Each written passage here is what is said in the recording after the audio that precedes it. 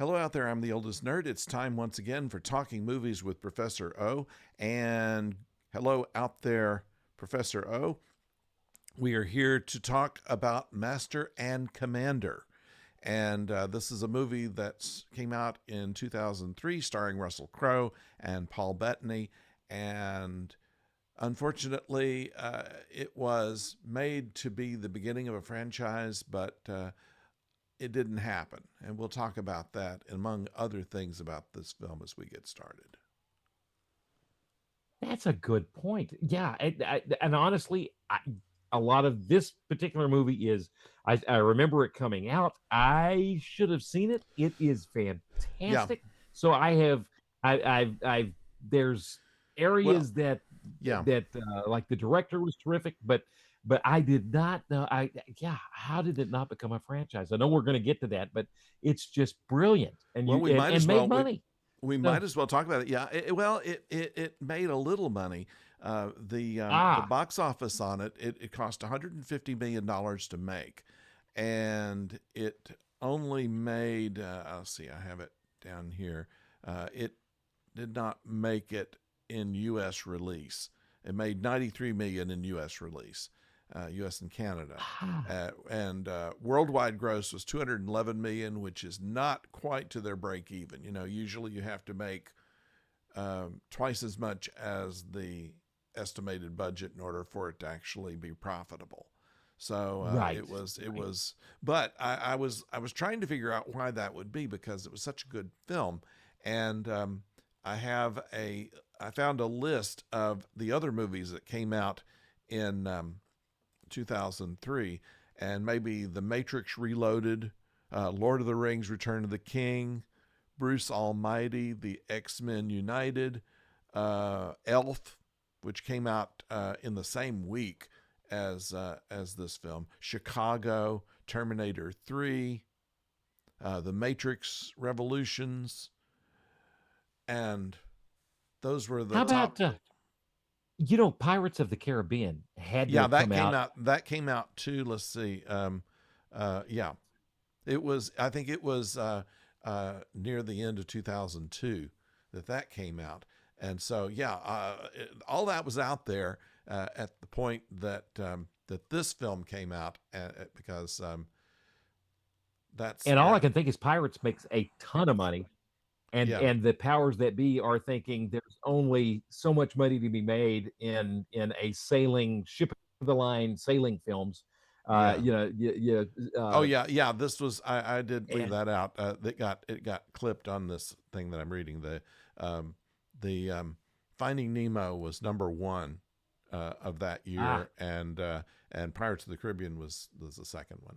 well, So yeah, huge money make, and I'm just guessing that maybe when you look at a genre where you don't get films from that genre, whether it's and it's interesting to kind of split hairs with this genre. There's this is definitely the taking the point of view. We're looking at the English administration, the it's point of view of English sailors, yeah, where and pirates, of course, is the point of view of pirates, but still they are connected in definitely somewhat. seafaring action adventure. I think there's a Kind of difference between the people that liked Pirates of the Caribbean and people that liked this film, because Pirates of the Caribbean was your usual Disney type of thing. It was about as real as the pirates in Peter Pan. you know, just that's a yeah, that's a good point. That's yeah. a good yeah. But And if I click the right button, uh, the Oscars nominated this film for 9 awards. It won for best cinematography, and wow. yeah, I believe it had the best cinematography of the year. It was beautifully shot.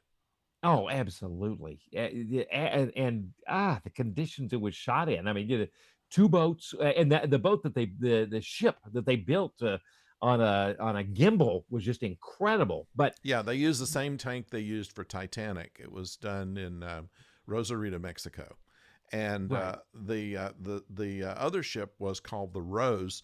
It was a reproduction of a British frigate. It was the only one in the world that was available, and so they got that. It was saleable. It was built like in 1970, and they renamed it the Surprise for this, and then sold it to a museum with the caveat that they would have free loan of it if they wanted to make another film. And Ah, in that makes fact, the museum renamed the Rose the Surprise because of the film. And anyway, so that's kind of that. So they used an actual ship, and they spent quite a few days actually at sea on this ship. And there were some others where right. they're going around the Horn. There was actually another uh, reproduction ship that was redoing Captain Cook's voyage, and they took some pictures from that in order to show the storm, which was real on the ship. Oh, yeah, that was incredible. I mean, yeah, that's I Yeah, didn't know. So they actually had a while they were out sailing in the Rose, they encountered a storm no, and no. were This able was to film some of that. this was a second ship that was it wasn't a frigate. Right. It was being sailed to redo Captain Cook's voyage, and so Oh, they got that's right. aboard that ship and filmed it, and it happened to be a storm that came up, and so they used that in the film.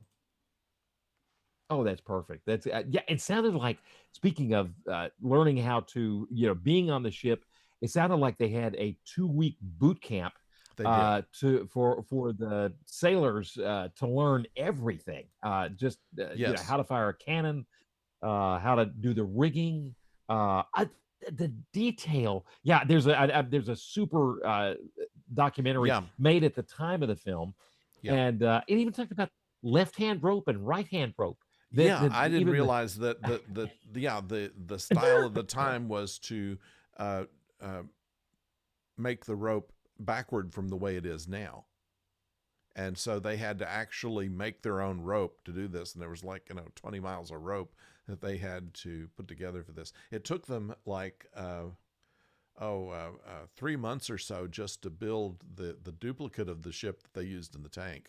So they put a lot of detail into this. that was phenomenal. That duplicate that they built in the tank, that they could do that in 3 months. They show a frame by frame of the work that they did, so you can see it, Yeah.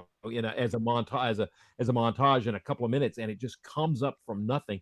And I mean, just the amount of detail was phenomenal. That like there was these, I can't remember that. I know as much as in nautical terms as the ship's doctor does, and Yeah. so I look at these things and it looked like a wooden wheel that they were hoping to get, that one company was going to supply them with, and then that company backed out. These wooden wheels, it looks like, I think the rope goes through them in a Yes. hole, and you got to have dozens of them, and so they had to make their own and then age them, paint them. Not Right. only not only did yeah, just because everything they built had to be aged and look just right. Phenomenal. Yeah. Yeah, yeah. Well, they That did was that building even that with ship was a lot incredible. of the actors. A lot of the extras were brought in from Poland because they looked more like 19th century Brits than you could find in most people who wanted to be actors. So they were That looking was a for real looking people, and they achieved that very well. that was a fascinating comment by the director. He even thought about Romanians. He was looking for people like from Eastern Europe before the wall fell. Right. The kind of a certain look that you can only have because you've lived in a society like that. Yeah. You've Of lived in of, of a hardship. Yeah. closeted way. And so he thought that would give that distant kind of look in the film. So right, he cast 12 Poles in the film, and then they went and found all sorts of, oh God, the casting director went all over the place to find a crew and worked incredibly hard to get the kind of look they were looking for. And man, it paid off. Yeah, and on top of that, Russell Crowe had rugby matches while they were setting up other things, so that they would work together as a group, and so that worked out pretty well With rugby matches. as well with rugby matches. And Rugby, which when kind they of were that's off, I look like I'm wearing a rugby shirt for so, and this shirt, if it again, it's the ship's doctor picking out a shirt. It doesn't really yeah, match, but at least it's a warship. It's the HMS Belfast. that That'll work. That'll that work. was is actually a wonderful World War II ship. But I just went ship. But speaking of, I keep and I know we're going to wander around like we do.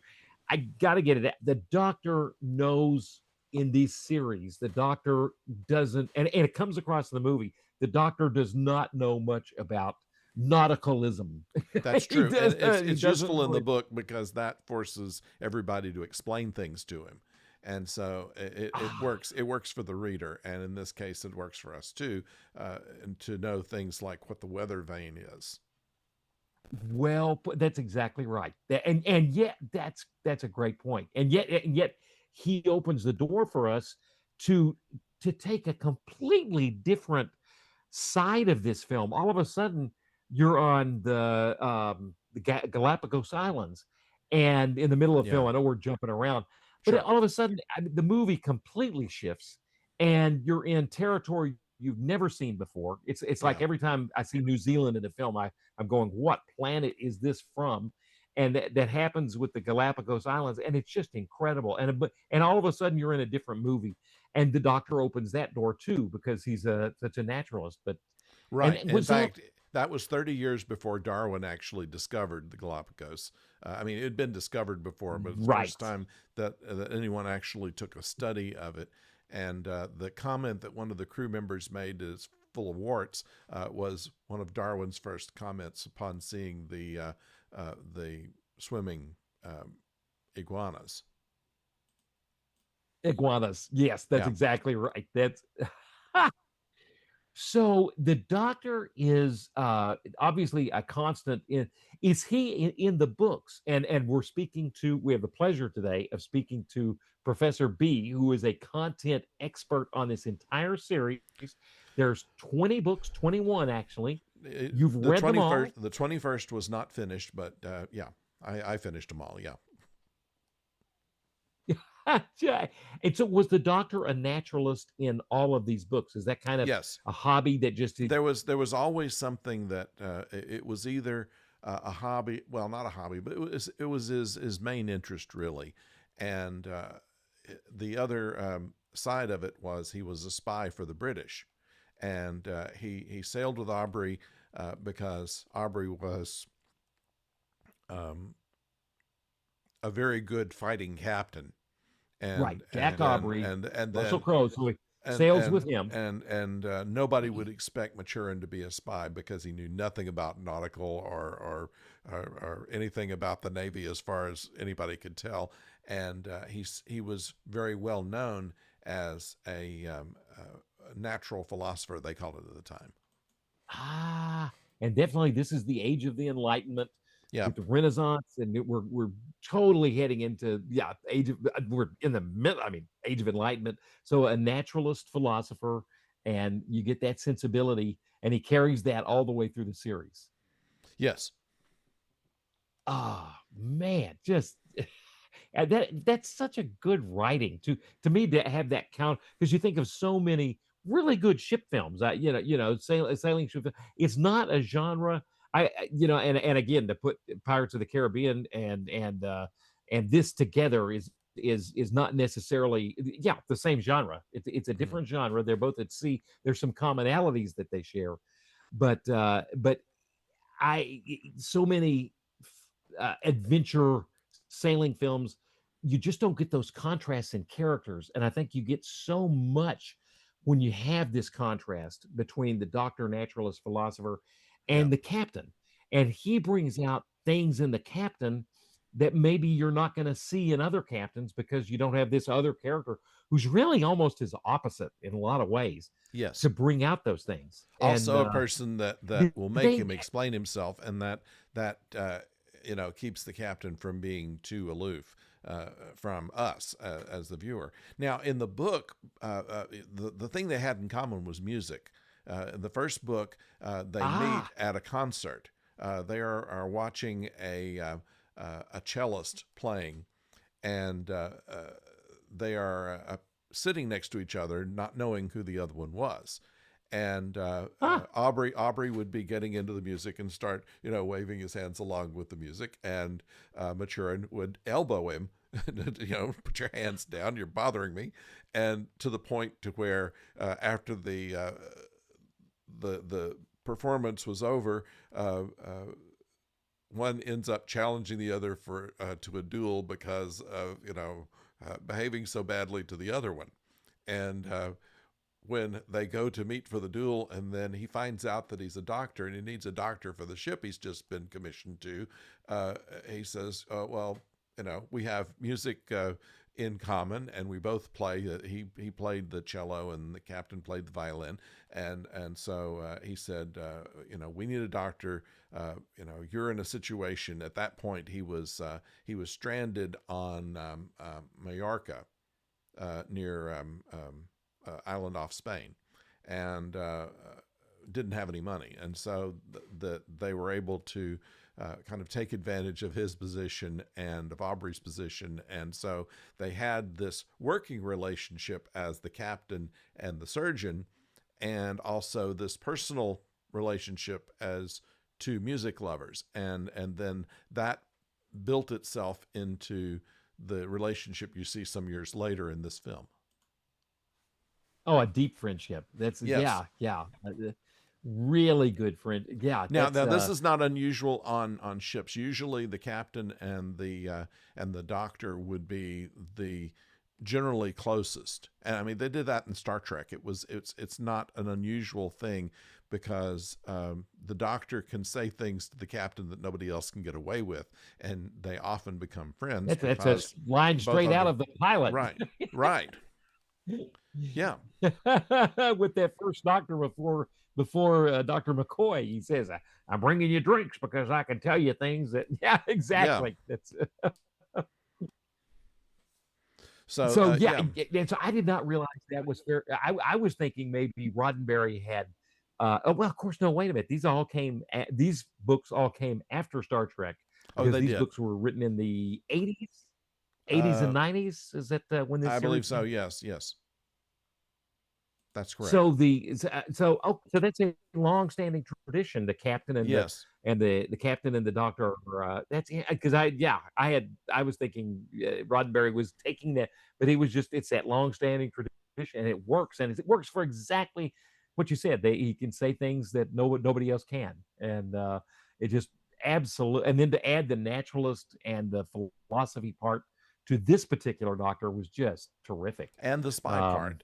So he is and the not, spy part. Can you and tell us a little bit more that's about what makes that? him the fighting naturalist, as Mr. Blake and he points out sometime later. I'd like to be a fighting naturalist like A you. fighting naturalist, right? And so Now he was. that's something we talked about before the show. A couple of things going on here. For one thing, there must be a tip of the hat to that this doctor is a spy in the movie, but you'd have to really read the books to know that. And then another thing is the kid who lost his arm. He is not in the books. Is that correct? That's correct. And so there was an article you provided on this I thought was very interesting, on how Blakeney is really the center of this picture. And it makes sense because he's pretty much the first person you see when the picture opens. And he seems to be at the center of just about everything that's happening. And so I think that what we're seeing is kind of almost from his viewpoint of this whole film. And the fact of the matter is that he kind of personifies the two main characters of Aubrey and Maturin. Maturin's name, by the way, is never mentioned during the film. He's either called Doctor or Stephen. But the captain and the doctor are at odds with each other throughout this film. This is not the way it is in all the books, but in this particular case, they're at odds on whether the mission was necessary, and one speaking from the point of establishment, one speaking from the point of disestablishment, if you will. And so Kirk and McCoy, the kid really McCoy essentially the kid is kind of an amalgam of the two, or becoming that, right? And you can tell how they're influencing it, where when his arm is amputated, the captain brings him his book on Lord Nelson, And the captain, in his backstory, had served under Lord Nelson at the Battle of the Nile. He was a lieutenant on the ship, and unlike in the books, of course, Pullings was not there. Pullings came on as a midshipman and later became a lieutenant, but that's a different story. Nevertheless, he served under Nelson, and Nelson was kind of his idol, and so it was a big deal to give Blakeney that book. Despite and Nelson did have an amputated hand as well, so that was something they had in common. They point that out in the film, but Aubrey gives him the book, calls him Lord Blakeney, which he was, but generally on ship, if you're a lord, that kind of goes by the wayside. You're your rank, and then of course the Doctor encourages him to observe and draw bugs and things that have been discovered.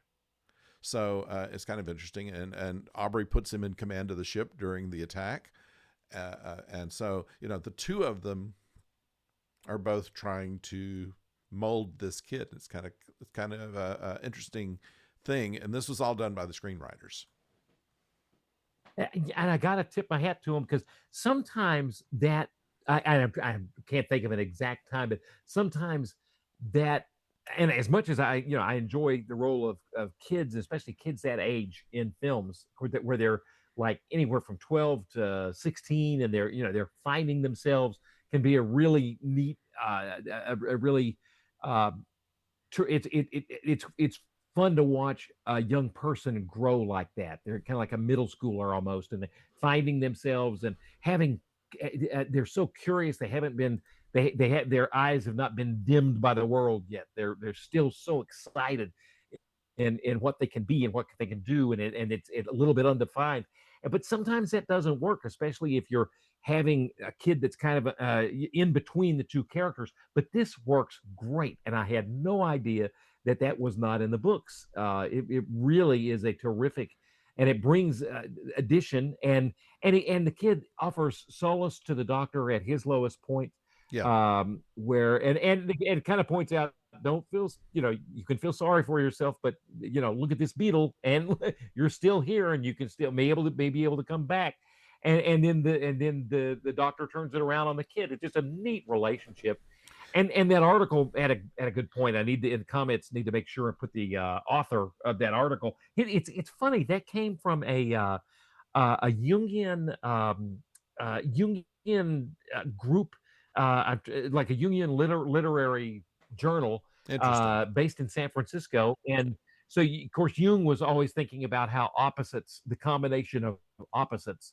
And I think maybe that's because in the article, it really doesn't talk about Jung a lot. Well, they've always said that about marriage too, that opposites tend to complement one another.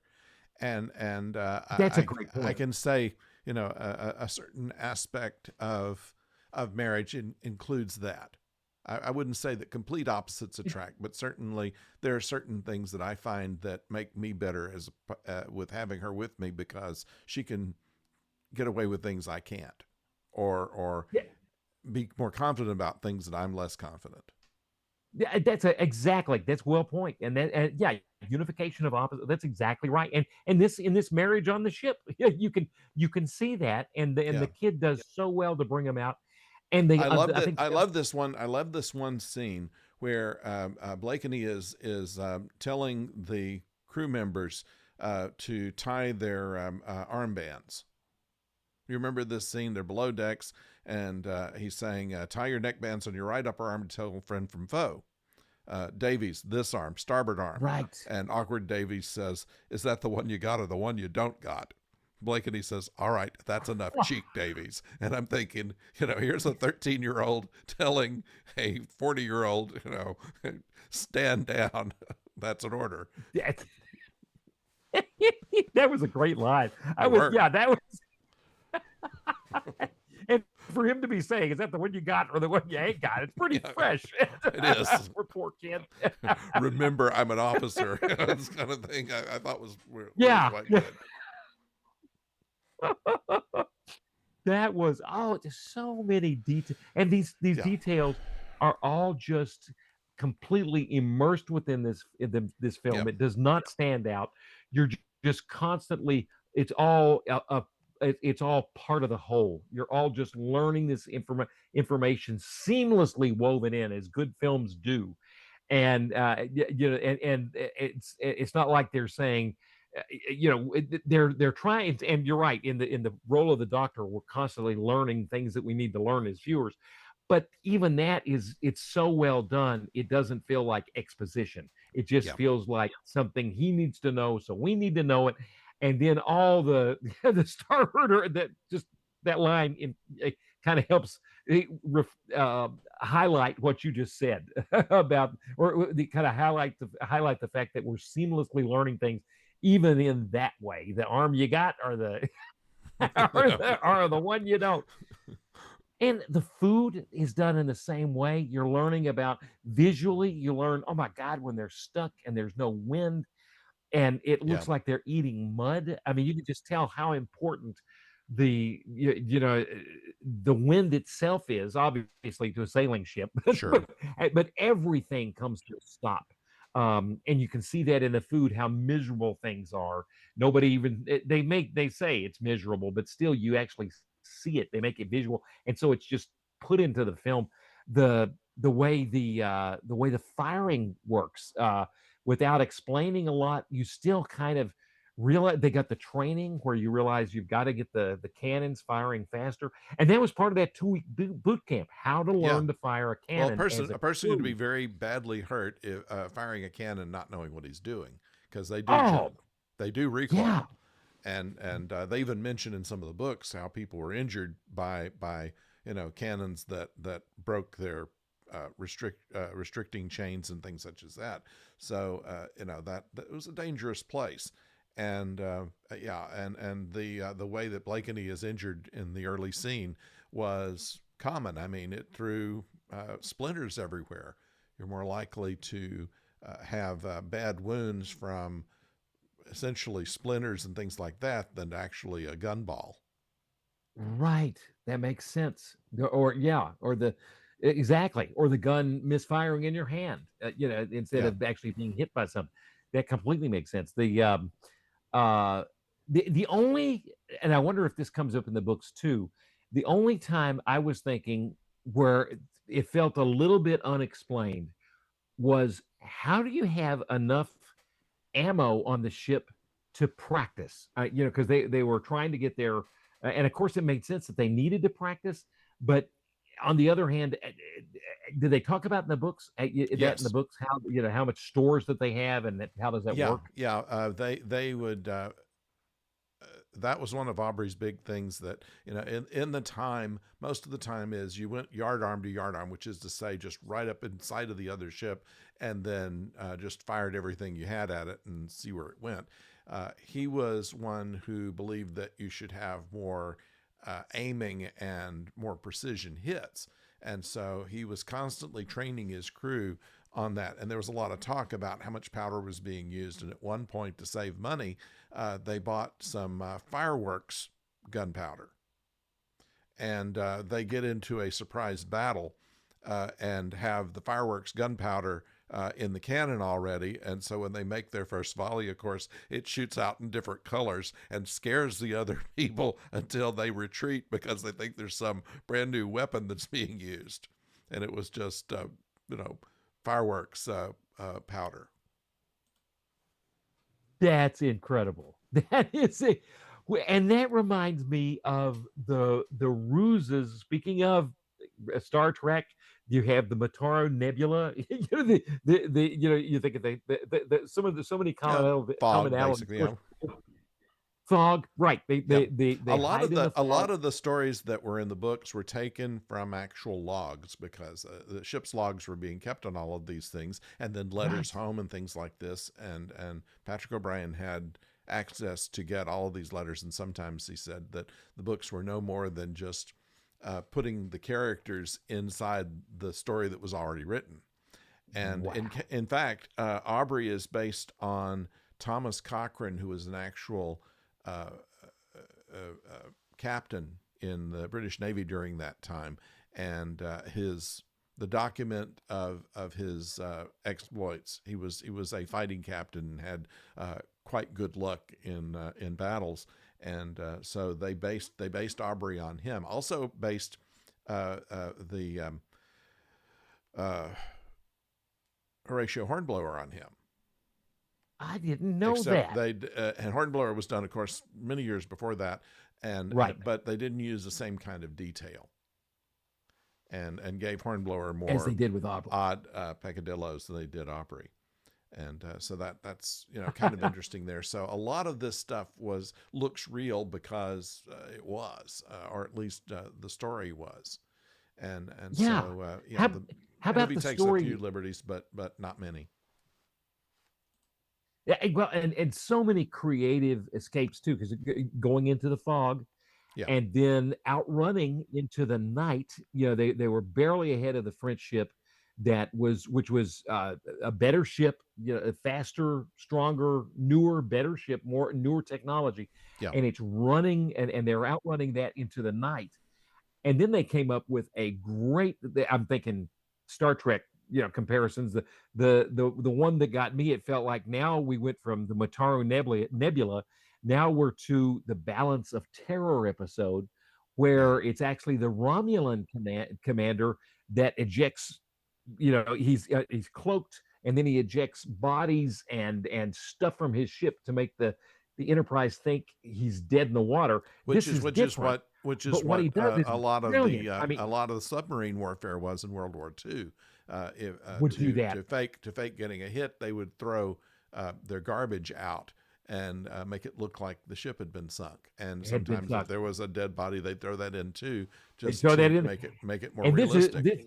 yeah, and this wasn't quite the same. But what they did was just great to have, to where they had like was it a mast that had come off, or no, it was just pieces of wood that they put lanterns on to make like a secondary little Yeah, ship to be a decoy, and then those they lanterns. always had extra stuff. I mean, empty barrels from food that had already been eaten, and they always had spare masts and stuff like that That's because it.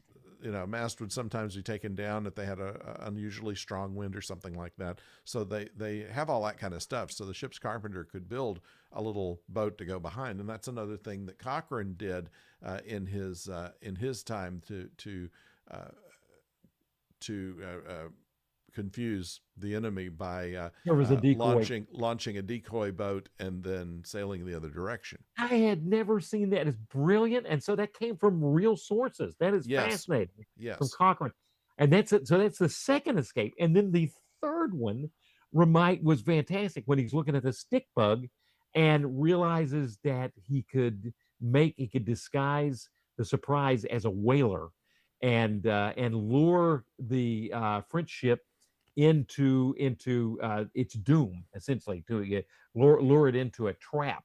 And that was, I just love the creativity. It's fascinating. You're always interesting about how can you maybe cross the T, in yeah, terms of naval, in a naval, in an engagement.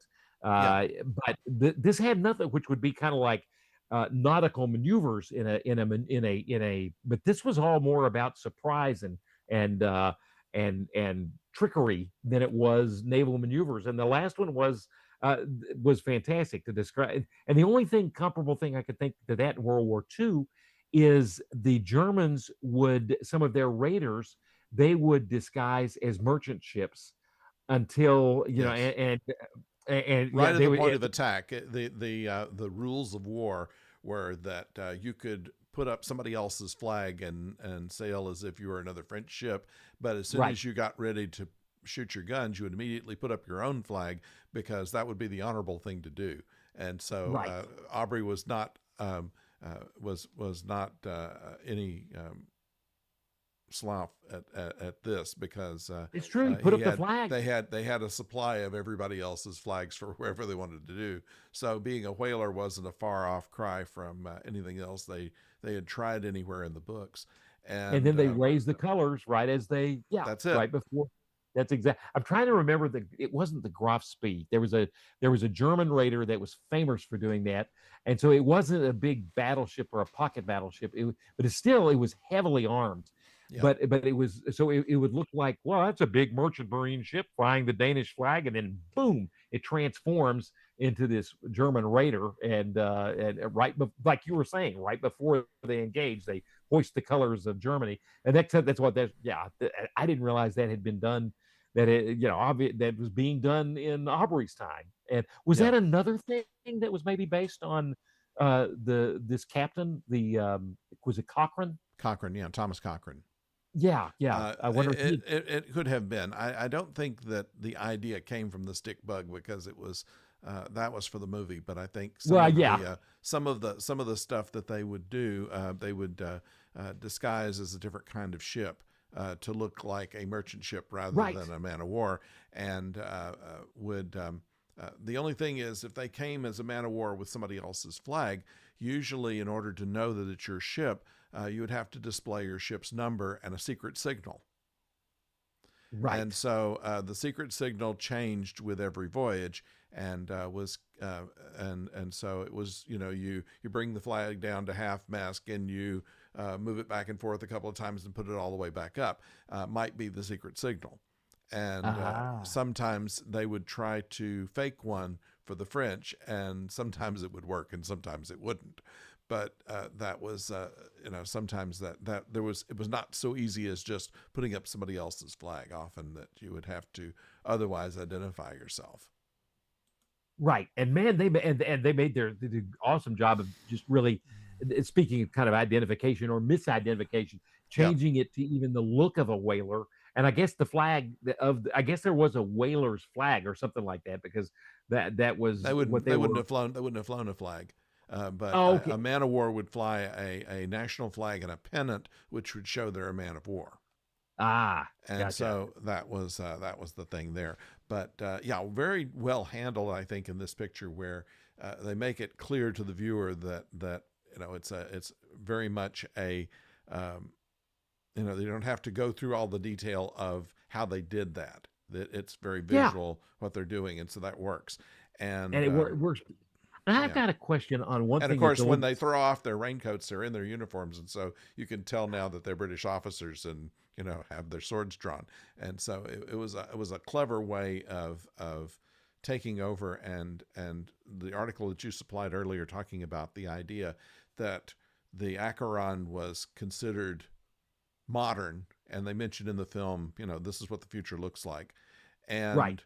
and then and the surprise being an older ship. And so how do you take on modern technology? You do it with superior tactics, which is to say Right. that uh, we're not all going to be ruled by AI, because we have a way of thinking that goes beyond that kind of thing. So it's not a new message, honestly, but it's something we've been toiling with for a long time. That how do Or we, who are used to the old ways, deal with the new? right. We got to deal with the new, and yet bring in the new with a sense of humanity and thought and tactics. When you ultimately have to go with the new, you've got to, take the best of us. Hopefully with AI. I still have it. Yeah, I side with Aubrey on that.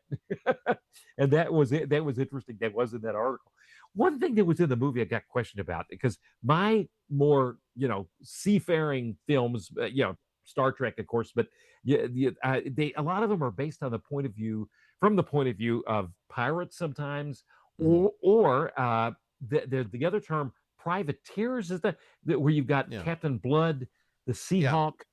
You go back to Earl, Errol Flynn, and Errol Flynn, and those kind of films. Yeah. And I think bring this up in the film just a little bit, and then they really don't address it. But they talk about the idea of pirates. I think there's a short scene talks about the idea between pirates, and I believe the term is privateers. Yes. And It's a very narrow line between it. what? A privateer is someone who is basically a ship that's hired by the government to go out and help along with the effect, which is to say, I have a private ship. I could get a warrant from the Admiralty to go out and fight the enemy.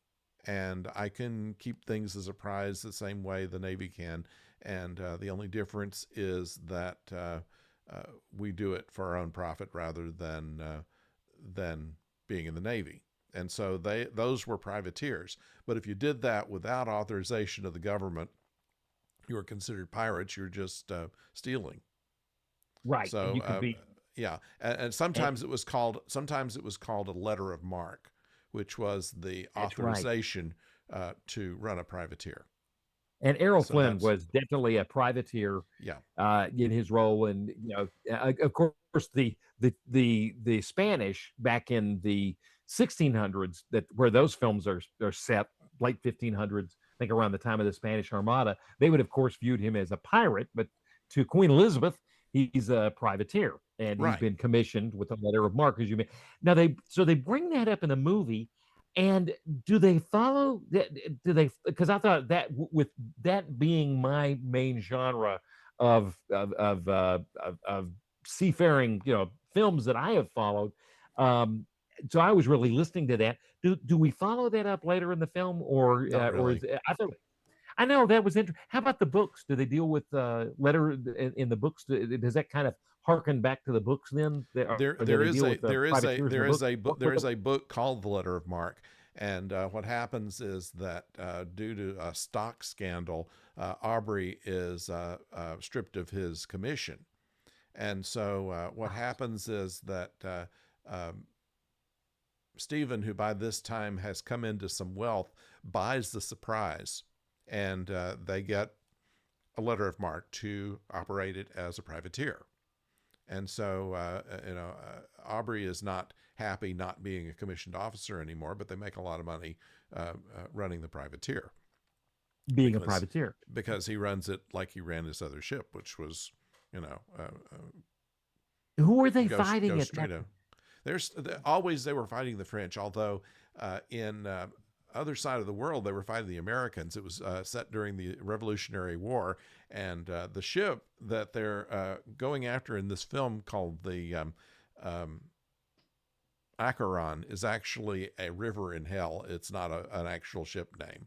Uh, the, the, the, the, Interesting. the design of the ship was for the USS Constitution, called Old Ironsides. In the book, they called it the Norfolk, but and that's why the ship was American built, because in the book it was actually they were still in the Revolutionary War fighting the Americans, and this That's right. Old Ironsides was not iron. It had oak that was 2 foot thick, and cannonballs would basically bounce off of it, and that was what made it so invulnerable. And then the Constitution, of course, is still a commissioned ship, so it was never destroyed. So they couldn't take this ship the way that the story went. So they renamed it for that. And so for this film, they So didn't the think that it Acheron's based would on Old Old Ironsides, Ironsides, yeah, and the design with the strength to, but yeah, and they mentioned the movie, our cannonballs bounce off it, and like yeah, we were talking about, actor I really enjoyed, Robert Pugh, the master, talking about, yes, he Sailing kept Master, yeah. bringing up this ship is faster. Was Old Ironsides also faster because it was the double whammy? You had it was stronger, but it was also kind of, It and it had had been faster than that. 44 guns on it. I believe that the Surprise had like 20. So I mean, Yeah. it was a large frigate, but they were outgunned, and of course the thickness of the decks usually were a foot thick. This was 2 feet thick, so the amount of protection that it had made it a very formidable enemy. And faster too. And they discussed a little bit, why is it Well, faster? it was faster only because it was always had the weather vane, which is to say the favorable winds. But no, actually, That's Surprise right. would have been faster if they'd been in the right direction. But they were constantly taken by surprise using the weather vane. Yes. Acheron's a good name for it, kind of like a demon, a mysterious demon ship. Yes. Yes. That The reason yeah, they that's a changed it from the book, of and course, the was and so because they that's didn't think American audiences would would respond well for or root for the Brits if they were fighting us. that's where I was going to follow this, just to make sure the audience gets it, because I had to absorb it a couple of times. In the book, this is in the War of 1812, where we're fighting the Brits, but in the books, the Brits No, were this still is seeing not the point of 1812. view of the This is Brits the as being Revolutionary War in 76. in the books. In the books, 76, 77. Ah, So okay, gotcha. that's yeah, because the And last Aubrey but book is like nonetheless, 1803 or something. I mean, oh so so in the books you I get so in the books you are taking the point of view, of course, as a British sailor, we would be the enemy, Americans would be the enemy, and so for the movie they flip it around, and so the movie they must have changed the time just slightly, because I think the they movie's set did. in Yeah, 1805, right. They moved it and forward so so that they could yeah still be within that way we could be we'd be all fighting. joined with We're the all done. We're all doing with the Americans, and so we're fighting the French from we're their point fighting of the view. French, and we want to be fighting the French. It's Napoleon. We want to be aligning ourselves with the British. And then this, what's interesting is they're making the boats. Of course, all this comes out. It does come out in the context of the war with Iraq. To look at what's happening in society as the film comes out. It's definitely in the context of that. They made the Yeah, ship in 1802. The war in Iraq doesn't start till 1802. yeah. 2002. Well, this film, They're filming the movie in 2002. yeah. The war in Iraq comes out in 2003. Although the It's, film had been in development for years before that, gotcha. and Peter Weir Eh, came on in about a year before they made this film, so they had tried with other directors to get this done and never could make it work. And by two, and you're right. You could say, yeah, you're right. You've got and there's the constant argument: does this film reflect what's happening in society? And of course, we've had tensions with Iraq and Saddam Hussein for years. So, Yeah, but then what's interesting, what it's hard to argue though, that this film would reflect all of a sudden some anti-French sentiment that comes up, because the French do not include themselves in the coalition against Iraq. The French do not join the coalition. Britain, a lot of other countries in Europe do join, but the French do not. And that was, of course, at the time we were encouraged to not call them French fries, because we got so mad at the French. But they, well, but and it is funny that we'd this had movie problems. We'd had problems with the French for a long time. The people who would go to Europe, when they'd go to France, they'd be insulted by the waiters and things like this. So the best French had never had anything to prove to anybody, and so that cultural thing would have worked whether there was a war going on or not. Well, that's a great point. That is a great point. But it really is amazing that it comes out in 03. That and just the things, we go beyond waiters and even start insulting French fries. But that's Yeah, but it did perfectly fit that they changed that. So we've covered the doctor. We've covered the doctor was a spy. One quick question: how do we see that the doctor's a spy in the movie? You said there was it's a only in little. one. It's only in one line where they wonder how that the Acheron came upon them so quickly, and the doctor Right, says, "Well, the other side has their spies, as do we." And what he's doing is referring of to himself. course, to himself. That makes sense. That completely makes it just brilliant. It really sounds. I mean, it sounds like so. Master and Commander is the first book, and we get the name for the movie pretty much from the first book. But Yeah, in the first book is about Aubrey getting his command. yeah, Aubrey being, of course, Russell Crowe. Just to remind, because I'm always thinking of actors. yeah. Aubrey getting his command, and how does he get his command in that first book again? You had mentioned that in the before the show. How did he? Uh, He was recommended by his captain, and he also had um, the commanding captain's wife that he was having an affair with had friends in the Admiralty, and so yeah, her name was Molly, and Molly put in a good word for him, and that's what got him his promotion. Molly Hart, and Captain Hart, who was his nemesis throughout many of the books, hated his guts, not only for the fact that Molly was going to bed with him, but also that she was probably doing things behind his back, which she was. And so was Captain Hart also happy to send Jack off, like, get him out of here, give him his command, and Generally speaking, but he was one of these kind of stereotypical stuffed shirts. He was all very formal, and when he sends the notice of Aubrey's commission, he waits until Aubrey has gone to the concert that he and Maturin are watching, which actually is Molly Hart that's right. This playing. is how Aubrey and this is how they meet. Yeah, the doctor and the It's Molly Hart that's the cellist that's playing, and so right. he sends the message to Aubrey's hotel while he knows that they're at the concert. So by the time he gets it, it will be late that night and too late to thank the other captain and find out what crew he's taking with him. When the captain leaves, he can take some members of the crew with him. And so the captain had to sail before Aubrey could check in with Hart.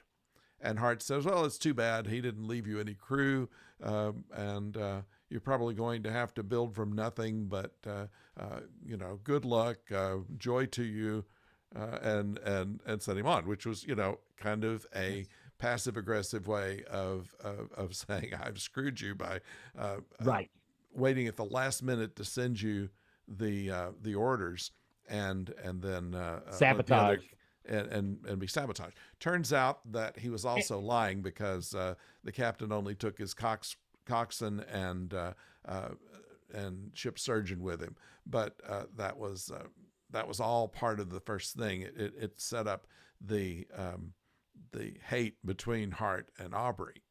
Right. And so this is at the concert where the Hart's wife is playing cello, and this is when Aubrey is just going along with the music. And the doctor, Captain Hart knew that Aubrey was going to the concert because Molly was there, and so he sent the notice. He held on to the notice all day and sent it to Aubrey's hotel after the concert began. Right. And then sent the other captain off in his new ship before Aubrey would be able to respond the next day.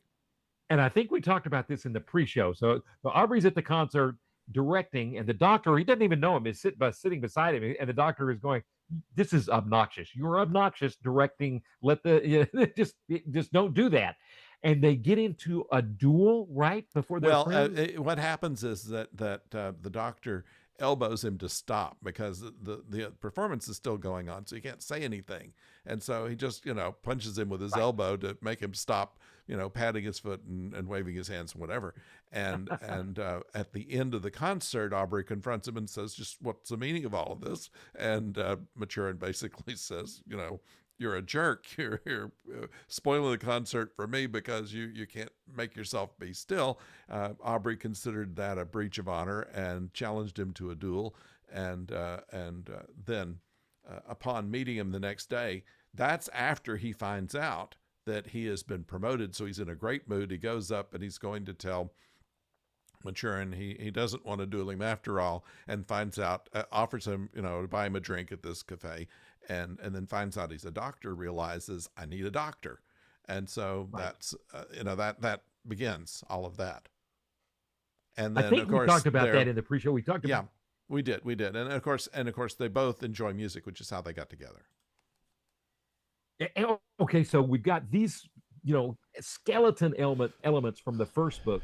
Yeah. So where does this French ship being, and I realize now it's not a French ship, it's an American ship in the books. It's an American ship in pursuit of them.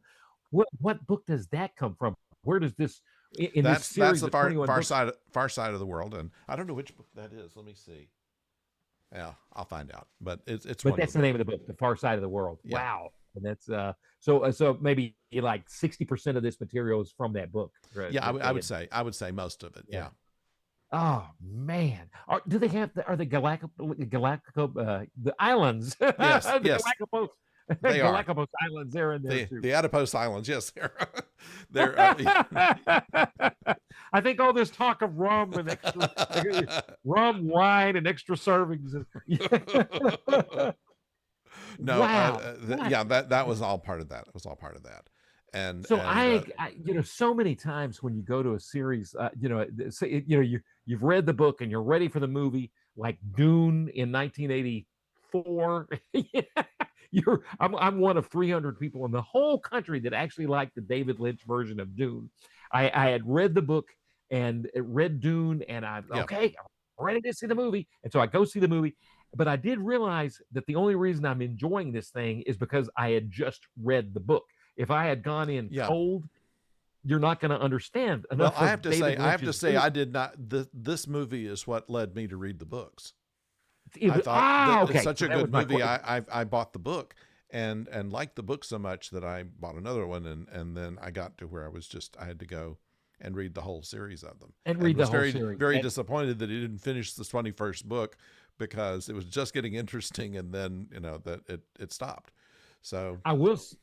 One podcast, the Cinephiles, got a couple of basically it's kind of like you. They got content experts. They love the books, and I think maybe they had read some of the books before the movie came out, and they were not disappointed. They did the other yeah, thing. So it sounds like they just did a great adaptation, and almost made their money back. But I guess I mean, to me, it would have been a great series. You it could have just done had four too or much. five It had movies too out of much this thing. blockbuster competition, and I think there Yes, was it did. also I think it also was some um, politics in the.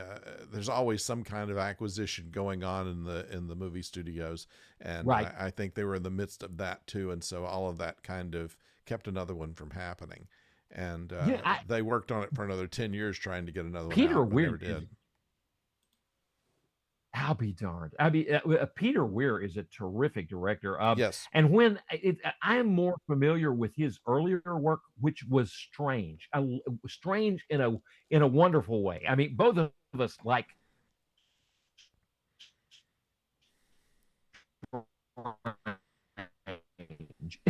the film be held spellbound and still not sure what happened, if anything happened at an Australian girls' school, and they go on a picnic at Hanging Rock. That's one of his early films from the 70s. Then he did the film The Last Wave. Yeah. Then after that, he starts to become more recognizable. The films become more classic Hollywood type filmmaking. The Year of Living Dangerously, which is a fantastic. I mean, his filmography fantastic. Witness, I believe Witness is with Harrison Ford, Yes. where yeah, and it's set on an Amish farm. The Year of Living Dangerously, set in a spy film set in Indonesia. Let's see, Far Side of the World, Dead Poets Society. Yeah. Absolutely, That was a great film. fantastic film. It didn't do as well as it. Yeah, it didn't do well either because people by that time, that was probably the first dramatic piece that Robin Williams had done in a mainstream film, and I think that people were expecting him to be funny, and he wasn't. He was dead serious through much of it, and I think that we saw it in Shreveport of all places, and it was a wonderful film. It's just that it showed a whole different side of Robin Williams than anything else we'd seen him do. Oh, it was fantastic. It's Yeah. just and I just looked up the Truman Show. I had forgotten that he did the Truman Show, Yeah. and that leads into Master and Commander. Then, I mean, looks like he's pretty much stopped working. The Way Back was a 2010 survivalist film that I have not Yeah. seen, but it's definitely his peak Weir. But he started off as peak, definitely weird with the, but it was good weird. It was so strange. Picnic at Hanging Rock and The Last Wave had Richard Chamberlain, almost experimental films in a way. But then he becomes more mainstream, but mainstream with a touch of strangeness, which can be just fantastic. Not as strange necessarily as Kubrick, but still a touch of strangeness. Well, I think the strange part of this film is that what they did was basically take a Discovery Channel documentary and put some life into it, and I think that from that point, if you're willing to learn how people lived, this is a good film for it because it shows it very well. And one thing we haven't talked about, and we've gone an hour without talking about this, was one of the plots in the film. I mean, the fight scenes were in the beginning and the end, and we have Madagascar in the middle, and then there's another subplot of Mr. Hallam, who is one of the midshipmen. He is the he is the oldest midshipman. Now, in the book, they gave a little backstory on him. He was one of these people that wasn't a very good seaman and didn't have any political connections. And usually that's what it takes to go from a midshipman to a lieutenant. And he was just one of these kind of people who was generally unlucky in that regard. He wasn't really a very good sailor. He wasn't connected, and therefore there was probably little hope of him being anything else than a midshipman, and he probably should just get off the ship and go do something on land. And the only thing was that they knew that he had a good singing voice, and that kind of attracted him to the carpenter's wife. And in the book, he had an affair with the carpenter's wife. The carpenter found out about it, and the wife and Hallam were left on an island and never seen again.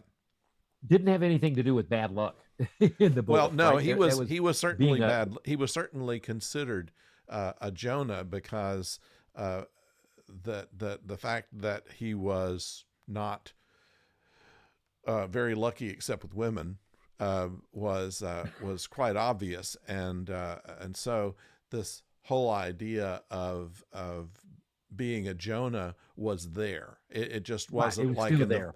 It wasn't like in the film where a crew member loses his life because he cowards out. They don't actually show that. They just show that he's just one of these people that a rain cloud is always over, and so he was considered even by the captain to be pretty useless. And you could tell there was no there that of all the people the captain interacted with, there just wasn't a lot there. He didn't really and what you mentioned, it was so well done. If the captain could have said, look, get off this ship, find something to do on land, you don't belong, that was kind of the subtext of it, their conversation. Yeah. And so the story of Jonah, what that connects, that's a lot. Well, the story of Jonah is the story of the fellow who disobeyed God, and therefore because he did was consumed by a whale and had all kind of bad luck until he did the way God wanted him to. And so a Jonah and they mention how superstitious sailors are in the film. Sure. Even this having a Jonah on board is like shooting an albatross, which almost happens on this film too, where it's a matter of very good luck. An albatross shows that there's going to be good wind. Killing an albatross means that you're going to have a terrible time after that. Rhyme of the Ancient Mariner points that out. So that's kind of where this is. It's the superstition of the crew being more important than really Hallam himself. And so the captain didn't shed any tears when Hallam turned up missing in the book. And obviously did not have many tears in this, although I loved his speech, and I have it up here. The simple truth is, not all of us become the men we once hoped we might be. We are all God's creatures. If there are those among us who have spoken ill of him or failed him in respect of fellowship, then we ask her for forgiveness, Lord, and we ask for his. And right after that, the wind comes up. I'm blowing in my microphone. Yes. The wind came up. Yeah. Because right at that point, the wind came up right there. But I love that line. You're right. That speech really got me. And I love the fact that may he forgive us, because no matter what, they knew the harm had been done. And yeah, that was just beautifully done. God, so much, every detail in this film is so, to have built. I'm just wanting that series of movies, because they had the ship built, they had the duplicate ship built on the gimbal where they could roll, and the best thing I've ever seen. That was fantastic. That model, the life size. A question I did not get as far as I wanted to into the making of. Were there any models, coming from Captain Blood and the Seahawk, No, You're so used to models, or they used two real working ships. exactly. The Rose, which was used for the surprise, was used as a historical vessel which you could sail out on, kind of like well, there are a number of ships that do that. The Constitution is still a commissioned ship, and so it is regularly sailed as a goodwill ambassador. And And so they didn't need to there, use any models, obviously. Yeah. well, they obviously had a ship disguised as the Acheron, Accurate. but Right. That was, yeah. and that but the actual surprise did sail, and the going around the Horn was another ship, but still a period Period. appropriate ship. For So appropriate jet. there was a lot. There weren't a lot of models used. There was Yeah. the No. one that was a life size model that was used of surprise for most things. Now here's an interesting thing. In the books, Maturin, of course, is the person who is the least seaworthy, and he, Right. he would fall in the water trying to get from the boat into the ship, and he had various crew members, and they all loved him because he was such a good surgeon, and you're in the middle of the sea, and he's a very important person to everybody. And so they would help him up into the topmast so he could look at birds and things like this, and help him down and do all this kind of stuff, because they knew he didn't know what he was doing. In the film, Paul Bettany was the only person that didn't get seasick. That's awesome. Oh, also, they make a big deal about the fact that they played music together, and both of them took lessons in order to play in the film. Neither one, Paul Wow. Bettany or Russell Crowe, could play, but they Oh, both went and took lessons and actually did play. Now, yeah. the music was dubbed over, but they actually did play the selections that they said they were playing, and so it looks so realistic because they're actually playing the songs. It's Oh, and just that wouldn't probably have sounded as good as the soundtrack did. that shot of them in the back of the ship where you can see the captain's quarters and the windows, and the ship is going off, and you can see them playing in that warm candlelight. I wasn't sure if that was an effect shot, or because you're right, it's a life-size model, it's a real ship, so that could have been. To me it looked like they really got in that. Yeah. They were in one of the Now, two they used a life-size lot of ships. CG, especially in the battle areas, and Ah, they did some of the best CG because you can't tell what's real and what isn't. oh, they totally did. And another thing that was incredible was so you got great battle sequences from afar, firing at each other instead of, like you said, just what is it called when Yard arm to they yard arm. yeah, instead of doing that, both ships were firing from afar. So then they do come yard arm to yard arm. They come up, and of course that's in most of the old school classic middle of the genre, kind of when a genre is in the middle of its development. It's in the classic stage, and so the Captain Blood, the Seahawk, And that was very authentic because that's the way they were. The ships were usually well matched. You didn't go after a bigger ship than you, and you shot at each other until one of you went down. And and and that's how it was decided. what And about the boarding of the ship? I'm assuming that boarding of the actually, ship is that's something that was done in a number of the books. Aubrey rather board a ship than ah, to shoot at it. He would want he to did see, that disable. came out in the movie. He seemed to want to board, get to where we could board that ship, even though they That had way you twice as many that way you men. can take it as a prize. You either have Yeah, to of course. you have to either sink, burn, or take it as a prize. If you take it as a prize, the captain gets let's see, they do it in eighths. The captain would get 2/8, and 1/8 would go to the admiralty, and the rest of it would be divided among the rest of the crew. Wow, the captain got 2/8. And they said That that despite the fact that most of the crew members were illiterate, they could figure out to the penny exactly how much they were going to make if they out of took their the ship five as a. eighths. Yes, That is fascinating. And so, yes. yeah, and that was, and of course, in the 30s, it's less bloody with those films with Errol Oh Flynn, yeah. but they're still very effective. This is bloody and real and visceral. This kind of fighting, and the only trick the French played was to play like they were dead. and it almost worked. I mean, they Yeah. did it did take almost the element of attack out of the British because they're just thinking, is everybody dead? And of course they're not. And the first one to take it is Mr. Pugh, who, like I did, he's been in a couple of Yeah. Doctor Who episodes. Really Yeah. good actor. He was you were describing his role as a master. He's He kind was of like a a sailing little bit master. like your Scotty, like an engineer in a sense, or No, he was a navigator. navigator. But but he knows the two ships, and he constantly was saying, Well, "This is not a fair fight." he would have been a navigator at that time. Would also be an expert on the ship. He would know how all of the sails are rigged Ah, and things like that. So not only would he know how to navigate the ship, but he'd know what the ship is capable of, ex- how fast it can go, how maneuverable it is, how many points off the wind that it can sail at, and so that would usually be good information for whoever's the captain. Now, so that makes it. So he was, in yeah. the case of Aubrey, he literally grew up on this ship, and so when he was assigned it as the captain, he knew the ship from being a boy, and so he was so familiar with it. And he mentions in the film that he's got so much of his blood on it he can claim kin. That's exactly right. That's exact. Oh man, that was oh yeah. So yeah, so when the master got it and you just hated it.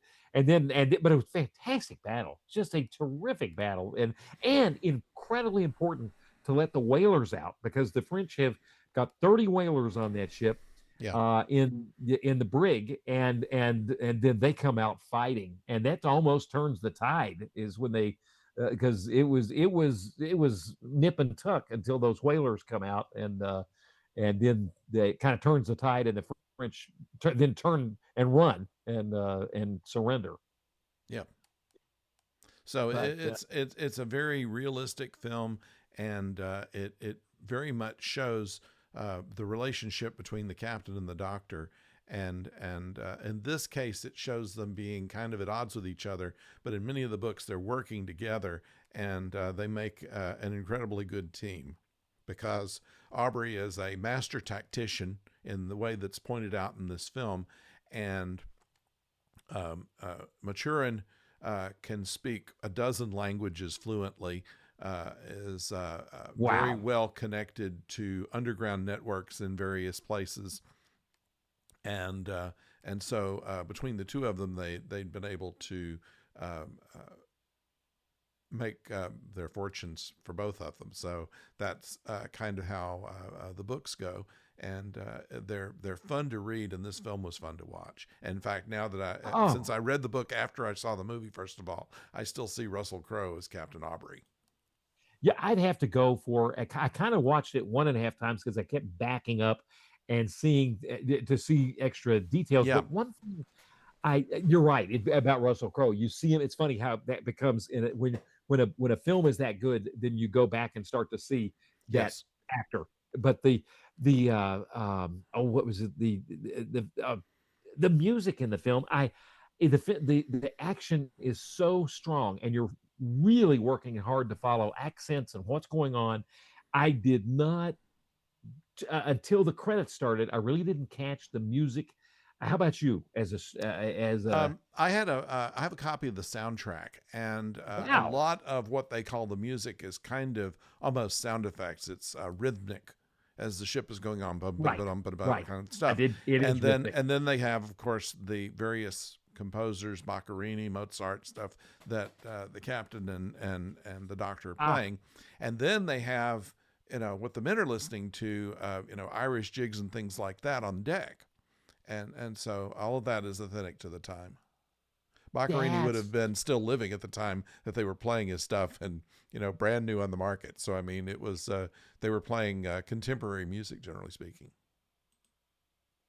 that makes sense. That makes in some respects. You mentioned that rhythmic music. It reminded me of Battlestar Galactica. Strangely enough, Yeah, which is the series from 2004, which really tries to hearken to the idea of this is a ship at sea in a sense. There's a lot. yeah. They even maybe more than Star Trek. They have the naval aspect Well, of the ship, and the music is like that.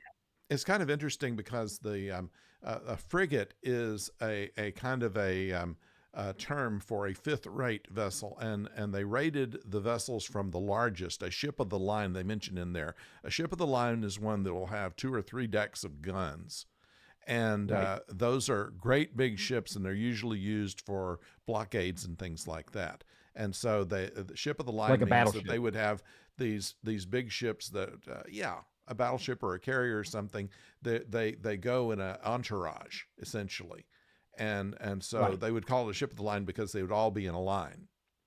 And a frigate was a more maneuverable ship that could work itself apart from these ships of the line. So it didn't mean that it was fifth rate in the way we think of first rate, second rate, but rather an independence. And that was the idea for the Enterprise in the original Star Trek film. It wasn't a flagship of the fleet. It was a frigate. It was something that operate by itself, and that's the reason that the frigates were useful. They were those that could go in and do um, uh, sniping attacks and run into a cove and infiltrate things. It was a very resourceful ship. I don't know what we have these Yeah, days that would be the actually, same.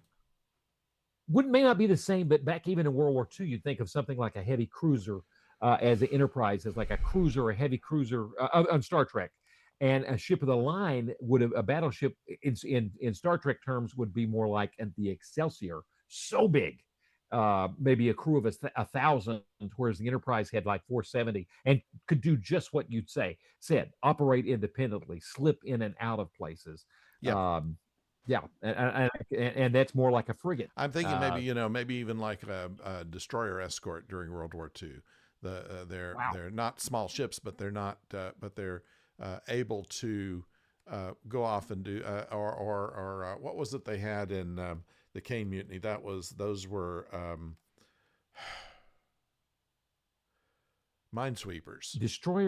There's Minesweepers. wow, interesting. That once again, ships that Yeah, could be part of the line, but they also could do things independently. So right. That makes that sense. kind of thing. So that's kind of the idea behind that. But anyway, that makes it useful because if you were on a ship of the line, you're less likely to take a prize. You were just doing your duty, going back and forth, and it might lead to promotions because you would be in more contact with the admiral, but you wouldn't be able to make as much money at it, and probably not receive as much fame as a commander. Right. That makes sense. If you were in a frigate, is that correct? Yeah, Yeah, yeah. But so the frigate for an opportunity when you actually could board a ship, that's a huge opportunity.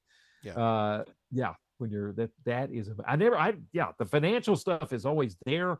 You'll get into reading about it, but it's when you really talk about it like that, divided into eights, that there's a lot there with the financial stuff and yes, how how the officers could do well, and then just got to work. You even mentioned he did well enough that he got caught up in a stock scandal in one yes, of the books, and like you mentioned, became a privateer. yes. And by That that time, Stephen had an inheritance from he was half Irish and half Catalonian, and he had a Catalonian uncle ah, who died and left him a fortune in gold. And so he didn't really care about money as much. He was more interested. He wouldn't take any money for doing the spy work for the British government. But he did get part of the prize money and things like that whenever the ship had took a prize. But his whole idea about money was he didn't care much about it. So he was sometimes the person that Jack would borrow from when he was in his leaner times. And he never really cared one way or the other. So that's why he ended up buying the ship. Bought the ship, gave it to Jack, and as soon as Jack ah, made a couple of big prizes, he said, "I'll buy it back from you," which he did. Jack bought it back from him. That's Yes. fascinating. That's later in the series. Obviously, Yeah. that's Yeah. the I got one last question. And speaking of captains, the captain of the French ship pretends to be the doctor, if I'm not Yes. mistaken. At the he pretends to be the Yes. doctor so he can get away and not be taken prisoner. Well, the And interesting thing about does it this, affect? Yes, the interesting thing about this is what would usually happen. You would board the ship, you would take it over, and then you would find the captain and you would say, "Do you surrender?" And the captain would say yes, and order the flag brought down. Then the captain would be taken aboard the attacking vessel, and he would be treated gentlemanly. He would be given Right. officers' quarters. He would eat with the captain. He would be treated as a guest. And in return for this, he would order his men to cooperate, and the prize crew, which would come from the attacking ship, would take it to wherever they could, surrender it to the authorities. Right. And in this case, though, and it would be a breach of honor if the captain, after surrendering, would then take the ship back over. So what he did was a similar thing to what Jack did, and that was one of the things they were talking about, that he fought like Jack. Ah, Uh, right. what he did was, instead of disguising his ship, he disguised himself. Therefore, there's no loss of honor Disguised when himself. he takes the ship back over because he's not Aha. surrendered. Right. Right. And so that's why Jack went after that ship Yeah, forthwith. right. Yeah, that's so. Is that followed through in the books? Is there a book like that? Does that connect to the books? In other words, or is that a Not film precisely. thing? That's film thing. Ah, gotcha, But it gotcha. still follows along with the realism of the rest of it. It could Right. happen that way. They had sure set them. When you think about that, they were setting up a sequel 100% with this fellow we'd followed along as another captain, and you got the kid. Yeah, that they just had really it Fact works is, fine. they had a fairly close friend in one of the books, Captain Christy Payer, who captured them at one point. Not in Surprise, but another ship captured their ship, and they brought him along, and they were treated so well that they developed a friendship. And the next time that they were at battle with each other, they captured Payer's ship and had a big banquet for Payer when he came aboard their ship. So it was Wow. they it's interesting little the honor system that they had working there. That's fascinating. Yeah, I absolutely love this film. It is just I do a too. gem, and I think I yeah, I think it's been watched, but I will say, it definitely feels like it's not as popular. Definitely, the Lord of the Rings was. We were in the middle of the Lord of the Rings at this time too. You think Yes. about films that you're going to see, and it feels like it got a little lost in all of that. And Well, Elf came out like a week before or after this, and yeah, there was so much stuff going on there, and I think more people enjoyed the whole idea of um, the drunken pirate idea than they did of what it was really like. right, right. Like you're talking about the drunken, yeah, in Pirates of the Caribbean. Yeah, they enjoyed that. Yeah, yeah, that's a good point. That is a good point. They do, the first one is the most serious of that series, and I have enjoyed that series. And the first one reflects a little bit because you're following British sailors in the first one a lot, and instead of just pirates, and so it reflects a little bit of the some of the authenticity of this film, but not much. Yeah, And yeah, only the first one does that. It's funny you mentioned the way that the way they're treated. It reminded me of the way pilots, even in this was World War I that this was set in the Grand Illusion, yeah, World War I film based on and pilots being captured, and when they were captured, and they were treated like almost like officers, instead of just POWs, the way they were, especially in the First World War, the way yeah. they were treated, ate with the other officers, and but that's a yeah, that is. Oh, I am so glad you suggested this film. It is fantastic. There's another book where Aubrey and Maturin are caught and put in a French prison, but they said that you could either eat the prison food or there's a restaurant down the road that'll deliver.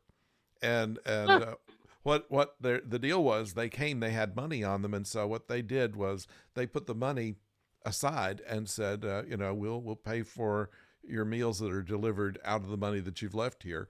and so they had basically a room together and a very good food from down the road, which French Yeah, food. good.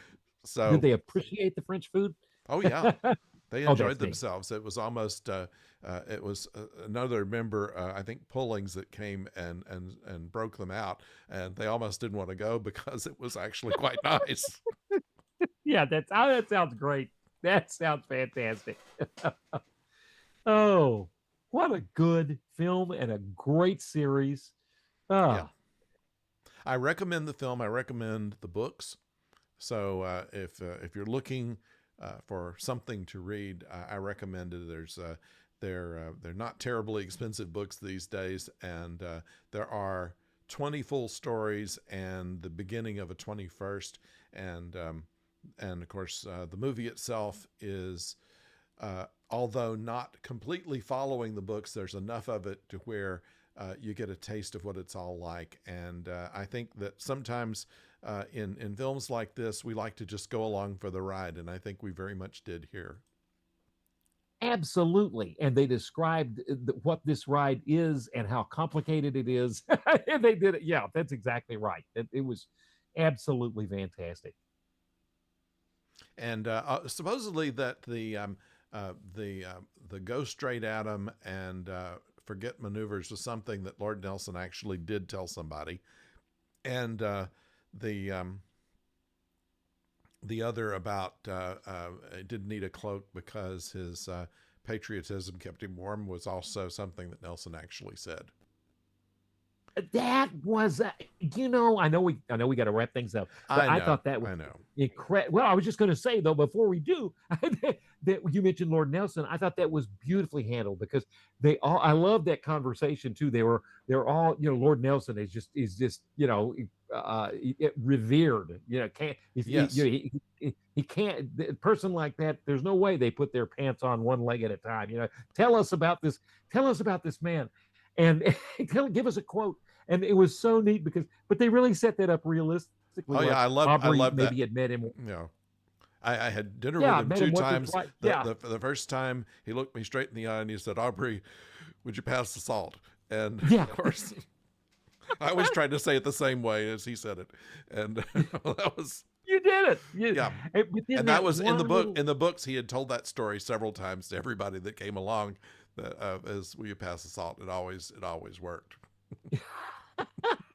But then the one little kernel of that piece of advice that he had talked about serving with pride. I can't remember exactly what he Yeah, said, but it really was good. And the more they thought about that at that dinner table, of course, those are the officers, and whatever they think is going to filter on down to the crew.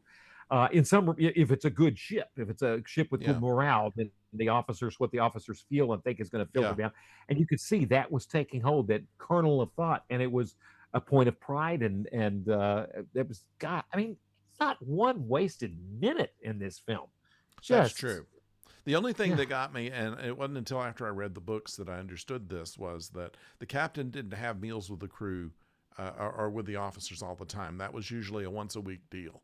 Basically, once ah, a week, a captain would invite one of the midshipmen and the regular officers, the lieutenants, the warrant officers, the doctor, and then the junior officers and the midshipmen would be in a wardroom, and they would invite the captain to dine with them usually once a week, and that depended on whether any of them had any food, because basically the ship's rations for everybody was salt pork and uh, some other stuff that were in barrels and heavily salted, and they had to use a lot of fresh water in order to get most of the salt out of them and cook it and serve it to the crew.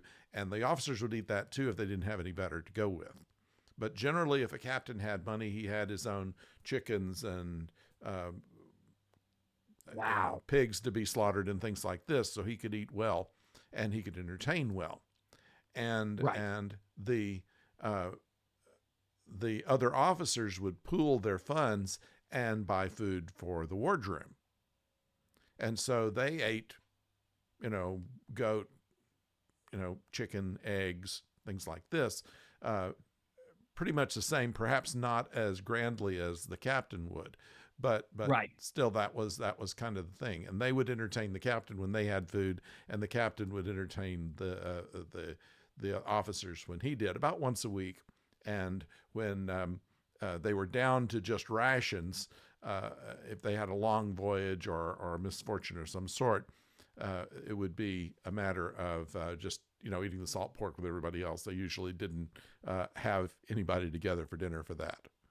But the captain always had coffee. Right. There was one point where he is serving as a Commodore, which at that time in the British Navy was someone who was given just a commission to lead a group of ships. It wasn't a rank; it was just a job. And after the mission was over, he was revert back to captain. But as a Commodore, the ship runs out of coffee, and he tells Killig that he'll have him flogged if he can't find at least a few pounds of coffee somewhere in the fleet. So, he was serious about his coffee. Best coffee. Yeah. Well, my puppies have come to get me. I know they normally don't come back here. Did they? Which reminded me, did they ever have dogs on the ship? Was that in the books? No. Did they ever have No, they didn't have dogs or cats on that ship. Although cats were not unusual to have on ships, but they didn't show any of that here. Have to leave these guys at home. Yeah, you probably would. Yeah, I'm trying to think if there was ever any animals mentioned even in the books. I don't think they did. I mean, nothing they weren't eating. Gotcha.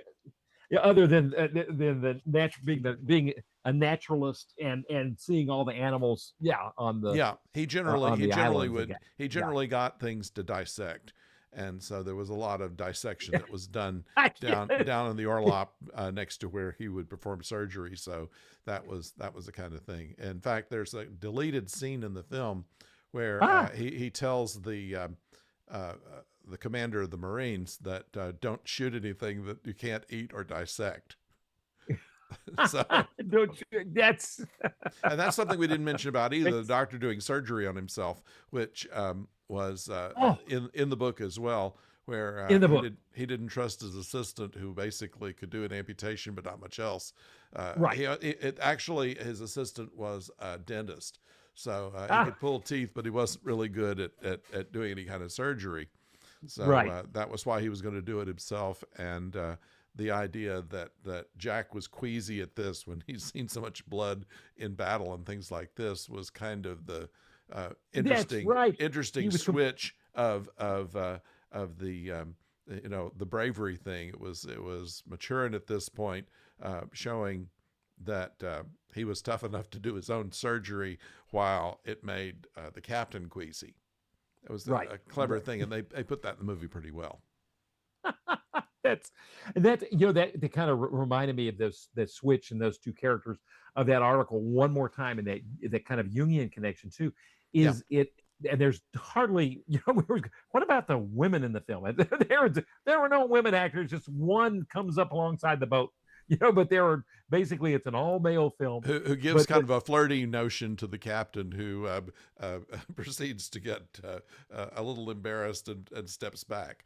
But exactly, it only hints to the fact that in the very first book, he had basically a woman in every port, and there was I forget what her name was, but she was just basically the one of the servers there that he had in his bed. He in the same island, he was messing around with Molly Hart, and he also had oh goodness, I can't think of her name, but he was not shy of women. He really meant, may our wives and sweethearts never meet. Yeah, he meant it. Yeah. And that the one thing with Jung too, Jung is always saying that within the male there is what's called the anima, which is the kind of the feminine side, but it's also, what it means by that is more nurturing, listening. And I think that article was talking about that both of those characters could kind of bring a little bit of that side out in each other when they play their music, when they listen to each other, because they are opposites. It kind of would also bring that the opposites could bring out some of the best qualities in each other, but they could also bring out that kind of nurturing part. And to fit that kid in the middle of that, where they're both mentoring and nurturing the kid, Yeah, was just perfect. Again, getting back to that in the film, but what a film! Just, it really I is. mean, just fantastic. It's Yeah, worth seeing on a number of times because you'll always get something new out of it.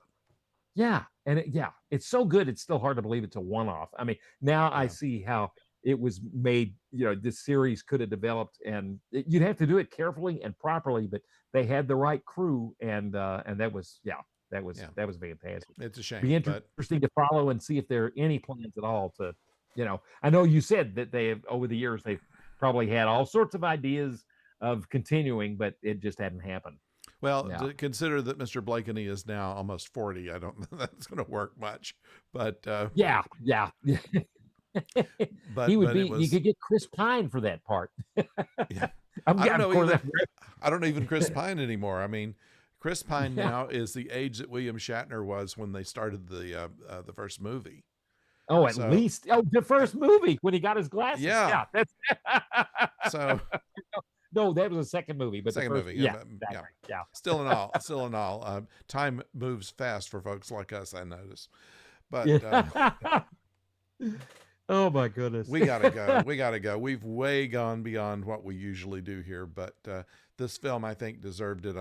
It doesn't seem to have become such a classic to anybody else, but I think it's really worth seeing, and Oh, it's worth buying on a DVD and watching over and over. I don't know how many times I've seen it, and oh, I and your recommend it. knowledge of it is so good. Your knowledge of the series, and we didn't even get. I got one last question: how many Oh, deleted scenes are there? Because there's I only the didn't. one that I know of, and Okay, that's basically foreshadowing Stephen being accidentally shot by the captain of the guard. So, got you. and that's something they Yeah, don't mention too much either. That there were Marines on board all the King's ships because right, they were the sharpshooters. They would get up into the rigging and shoot from atop so that it would make it easier to board. And right. all ships had that, unless you were a letter of marque, and you wouldn't have that. And that was a point in another book where they missed having them. The But Marines. yeah, Yeah, that's true. Errol Flynn never had that on his ship, so that. that's Yeah. it. That's it. So, So that's ah, that's what we have. Thank you, Professor O. Always a pleasure to speak with you, no matter whether it's talking movies or anything else. But we have to go and let whoever's listening to this off the hook. So we will be. I'll be back on Saturday with a review of the latest episode of Star Trek Starfleet Academy. And then on Monday with another episode review of Farscape. And then we're going to be talking about Time Bandits next time, right? right. That is right. So, That what a fun film. yes, Terry Gilliam is a whole different kind of director, and we have a lot to say about that, do we not? We're continuing the strange and weird and funny, so Yeah, and there you go. amusing. So just yeah. Yeah, that's it. That's it. Not as much of a comedy, although it had its funny moments, but we'll get into that. Right. Might as well just do it all now because we've lost everybody already. Okay. Thank you for joining us. Till next time, don't go far.